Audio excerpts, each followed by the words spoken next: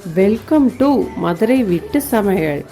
அனைத்து நெஞ்சங்களுக்கும் மதுரை வீட்டு சமையலின் அன்பார்ந்த வணக்கங்கள்.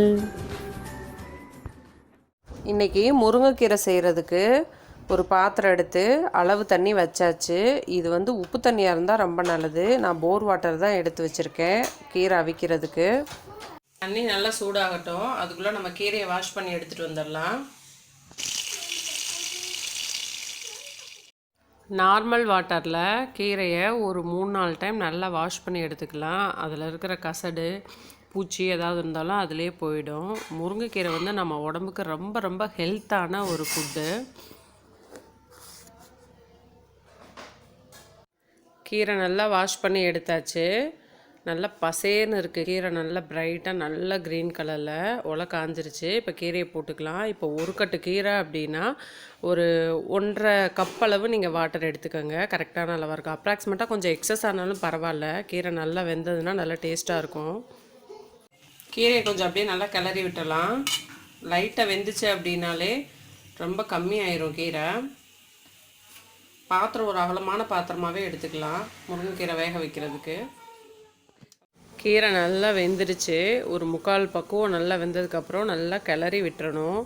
இதில் ஒரு நல்ல ஒரு பாயிண்ட் என்ன அப்படின்னு பார்த்தீங்கன்னா, ஆயிலே சேர்க்க போகிறதில்ல நம்ம இந்த கீரைக்கு. இப்போது நிலக்கடலை பருப்பு எடுத்து வச்சுருக்கிறத நல்லா இடித்து எடுத்துக்கலாம். ஒரு 1-2 மிக்சியில் எல்லாம் போட்டால் நல்லா அரைச்சிருவோம். இல்லைங்கிறவங்க மிக்சியில் ஒரு சுற்று விட்டு கூட எடுத்துக்கோங்க. நல்லா இடித்து எடுத்து வச்சுக்கலாம். அவ்வளோதான். 1-2 நுணுக்குனா போதும்.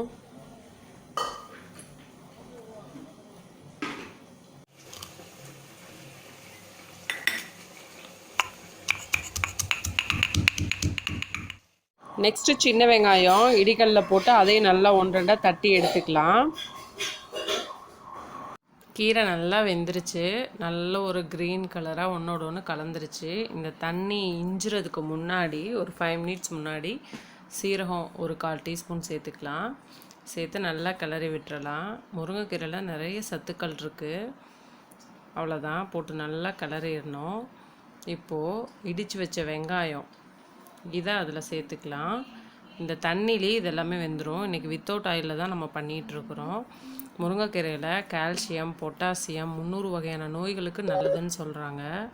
இதோட கட் பண்ணி வச்சுருக்க பச்சை மிளகாய் போட்டு நல்லா கிளறி விட்டுறலாம். நம்ம ஊர்லேயே கிடைக்கக்கூடிய ஒரு சத்தான உணவு இது. அவ்வளோதான், ஒரு 5 நிமிஷம் நல்லா வேகட்டும். கீரை நல்லா வெந்துருச்சு. இதில் ஒரு 1/4 டீஸ்பூன் அளவு உப்பு சேர்த்துக்கலாம். உப்பு கீரை வகைகளுக்கு எப்போயுமே கொஞ்சம் கம்மியாக தான் சேர்த்துக்கணும். போட்டு நல்லா கிளறிடலாம். அந்த வெங்காயம் எல்லாமே நல்லா வெந்துருச்சு. இப்போது நாம் இடித்து வச்சுருக்க நிலக்கடலை பருப்பு அதை ஆட் பண்ணிடலாம். இதோட தேங்காய் துருவல் அதையும் சேர்த்துடலாம். அவ்வளோதான், போட்டு நல்லா கிளறி விட்டுட்டோம் அப்படின்னா ஒரு சுவையான முருங்கைக்கீரை பொரியல் நம்மளுக்கு ரெடி ஆயிருச்சு.